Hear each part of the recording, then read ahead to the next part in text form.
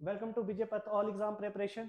तो कंटिन्यू करेंगे आज की इंग्लिश की क्लास को जो आपके पटवारी के एग्जाम में पूछे जा सकते हैं। तो देखेंगे इसका first question. He gave me not only a book dash money. तो यहाँ पे देखेंगे कि कौन सा यहाँ पे सही बैठेगा। He gave me not only a book dash money. तो बट नहीं आएगा, इस पे टू नहीं आने वाला। देन किसी कंपैरिजन के लिए यूज करते हैं तो देन नहीं आएगा।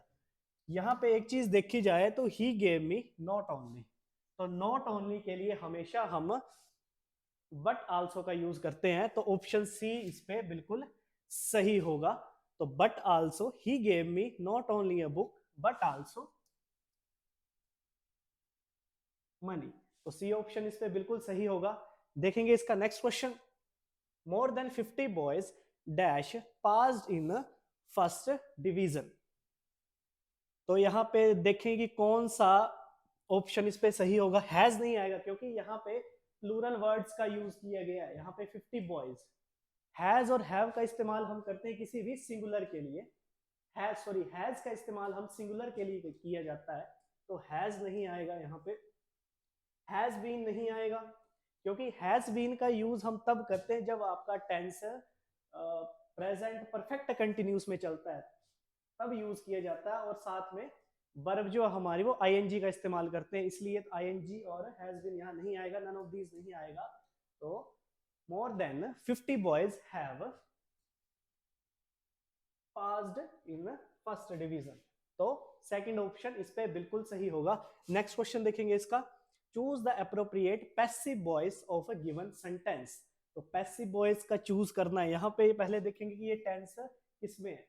यहाँ पे as a subject Ramu was, was का यूज करते हैं हम पास्ट कॉन्टिन्यूस टेंस में। पास्ट कॉन्टिन्यूस टेंस में इसका यूज किया जाता है। तो वाज क्लीनिंग और आईएनजी का यूज भी हम पास्ट कंटिन्यूस में ही करते हैं क्योंकि ये हमारा जो टेंस है वो ऑन एक्शन चलता है। तो यहाँ पे देखेंगे कि कौन सी वॉइस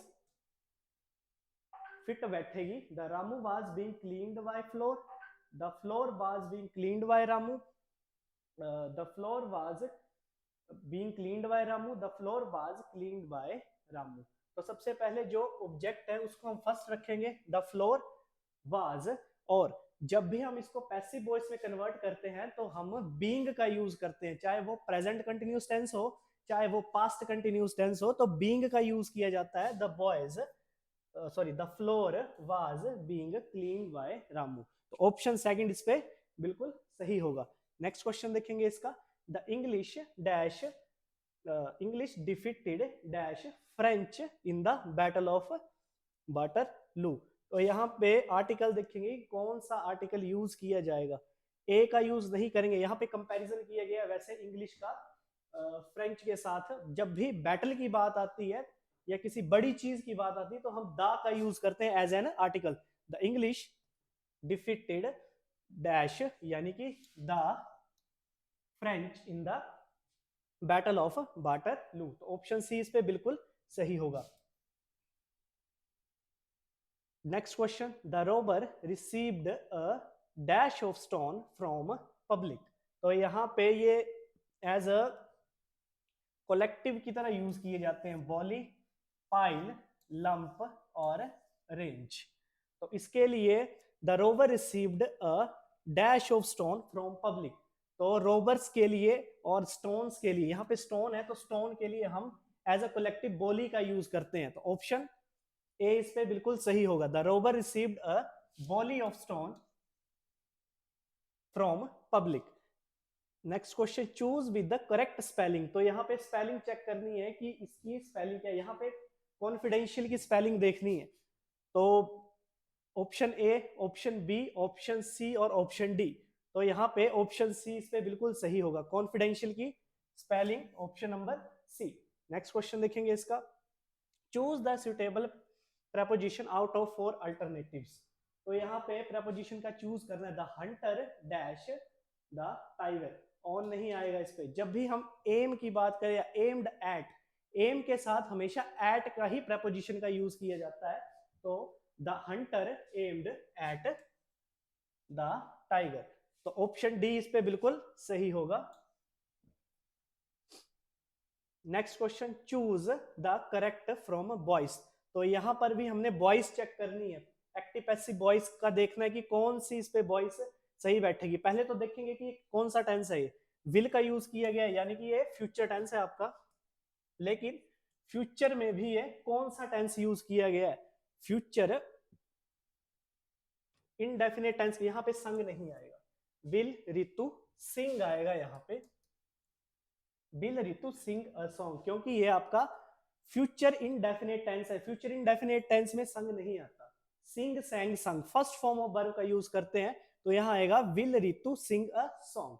तो इसके लिए देखेंगे कि कौन सा वॉइस यूज किया जाएगा। Will a song have sung by Ritu, will a song have been sung by Ritu, will a song have been, यहाँ पे सन नहीं आएगा, संग आएगा यहाँ पे, sung by Ritu, will a song been sung by Ritu. जब भी हम एक्टिव से पैसिव बदलते हैं तो थर्ड फॉर्म का यूज करते हैं।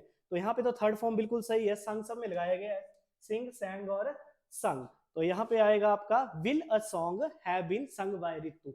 जब भी इसको एक्टिव से पैसिव वॉइस में बदलते हैं तो विल के साथ हमेशा हैव बीन का यूज किया जाता है। तो ऑप्शन नंबर बी इस पे बिल्कुल सही होगा। नेक्स्ट क्वेश्चन देखेंगे, the visit of a PM has been advanced dash 2 days।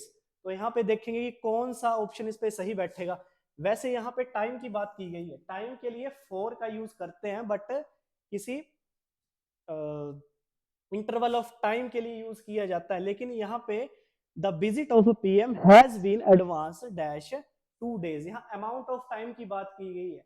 Amount of time के लिए हम फॉर का यूज नहीं करेंगे, फॉर का यूज वैसे पीरियड ऑफ टाइम के लिए किया जाता है, लेकिन यहाँ अमाउंट ऑफ टाइम की बात की जा रही है। The visit of the PM has been advanced dash 2 days। तो यहाँ पे वाई का यूज आएगा, the visit of PM has been advanced by 2 days। Option A इस पे बिल्कुल सही होगा। सो लास्ट क्वेश्चन देखेंगे, Ramesh was dash discuss but I could not recognise him. तो यहाँ पे प्रपोजिशन का यूज करेंगे एट, ऑन, अपॉन और इन।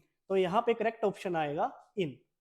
The Ramesh was in discuss but I could not recognise him.